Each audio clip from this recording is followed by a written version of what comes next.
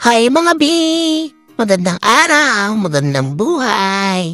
So ngayon, papunta ako sa dentist. Kasi araw ngayon ng aking adjustment day. So yan, nakasakay ako sa yellow jeep. Then, ayan na siya. Papunta na ako sa LVT Clinic kay Dr. LVT Luisa. Kay Dr. Luisa yan. So yan, ang lalakad na ako din. Charan! Nasa second floor kasi sila guys. So yan, kung makikita niyo, LVT Ferrer. So siya ang aking dentist. Sa kanya ako, nagpapabrace and all, nagpapa-adjust, nagpapa-cleaning. Ganyan, bakit na ang babae, hingal na hingal agad din yung bulang inakit niya. Ganyan, narating na ako sa clinic. Then, ayan yung kanilang logo. Ang cute na. Then yan, madaming patients. Laging puno dito sa LVT. As in, kailangan mo maghintay. So may TV naman sila dyan. Then naka-aircon din tong clinic nila. Nila doc. So di ka mainip. Then nag-sermon na ako. Kasi matagal pa. Almost 2 hours din ako naghintay bago yung ako na. Bago yung schedule ko. Then yan yung before ako magpa-adjust. Color silver ang aking rubber. So, color silver siya. Then, yan na. Ako na. Nakasalang na ako guys. So, nag-video ako. Then, chinecheck ni Doc. Ang naka-schedule kasi ngayong doktor sa akin, ang natapat sa akin is si Doc Tess. So, yan. Chinecheck niya muna yung ngipin ko. Tinatanong niya kung pang ilang adjustment ko na. Then, sinabi ko pang 8 adjustment ko na po, Doc. Then, sinabi ko nga sa kanya dyan na mayroon ng gap, nagkaroon ng gap or nagkaroon ng space yung sa may ngipin ko. Then sabi niya yon, i-change niya daw muna yon para dumikit siya. Then, para magpa-follow up ako, pagkakaroon ako ng, in the next 2 weeks, kailangan kong bumalik. Tapos mag-follow up kay Doc para makita kapag na-adjust na yung ngipin ko, then i-adjust din sa kabila. Tapos magkakaroon ng gap yung gitna. Kumbaga ipapantay kasi hindi nakasenter yung ngipin ko sa gitna. So yan, nakikita niya naman.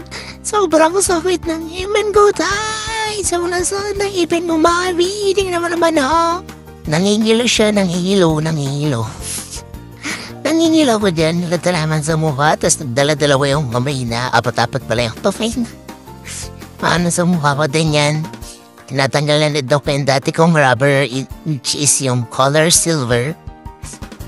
Yan na siya. Tinatanggal niya na, naka-chain ako din sa baba. So, pang-apat na chain ko ata yan. Tapos, tinanggal niya, i-stop daw muna yan.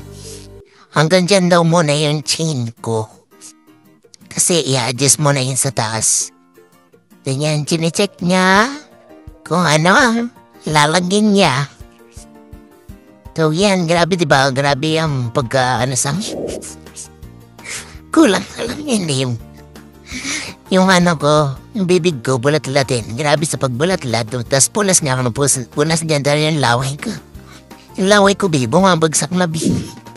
Higop din ako ng higop sa laway ko, bi. Tawa-tawa pa lang voice over.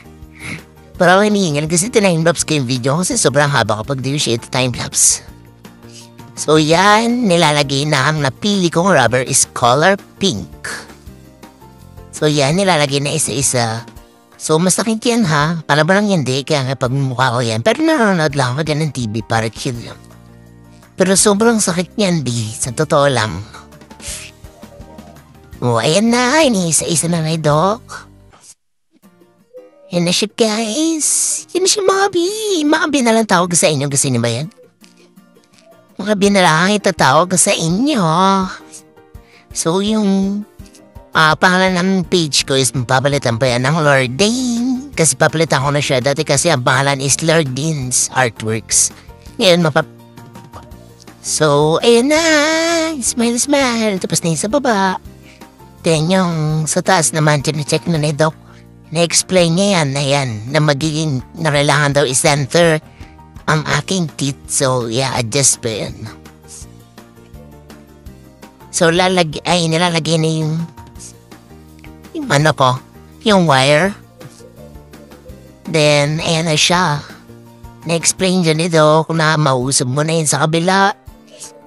Tapos, pinangiti niya ka dyan, tinignan niya kung pantay yung ngipin ko. Ganyan na. Hindi ka kayo naramdam ako para sakit. Isang araw, dalawang araw na naman ako tumakakain na ito. Yan na guys, yung sinasabi ko, ayan naka-chin para mahatakin pakabila yung ngipin ko. Kasi nga nakahiwalay na siya, diba? So pagdidikitin.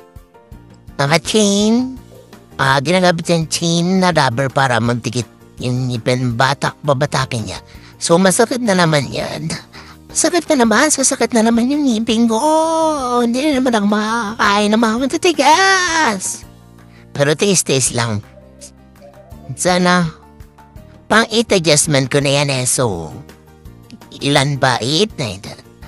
1 and 4 months pa ang kailangan. Kasi, kami, 2 years contract.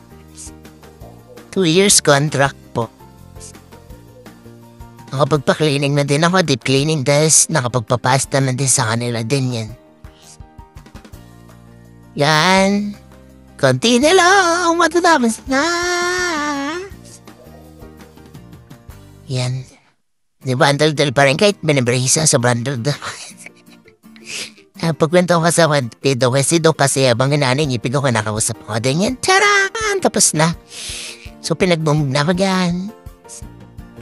Then, okay na. Tapos na ako ng pinto. So, ayun yung cleaning gloves. Then, yan na, yung nagbabayad na ako. Then sabi ni ma'am, picturean niya daw muna yung ngipin ko kasi kailangan makita yung progress ko, ano yung nangyari. So malaki naman na yung nag-improvement ng ngipin ko. Mga B, malaki na siya, malaki na yung nag-improvement kasi noong una as in sungkwi-sungkwi talaga yung ngipin ko. Then nakita niya naman na pumantay na siya kasi dati underbite ako. Kumatay yung ngipin ko sa baba, yun yung nakapatong sa taas. So yun, naayos na yun. Then naayos na din yung mga sungki ko. Then yan, nagbayad na ako ng 1,500 pesos. Then yan, chinek ko na, color pink. Then makita niya yan, naka-chain yung gilid. Kabilang gilid. Yan, check. Pasensya na sa mukha ko kasi puro tato. Puro tato. Then yan, tinaduro ko pa dyan. Then yan, pauwi na ako. Sana nag-enjoy kayo sa vlog na to. Bye!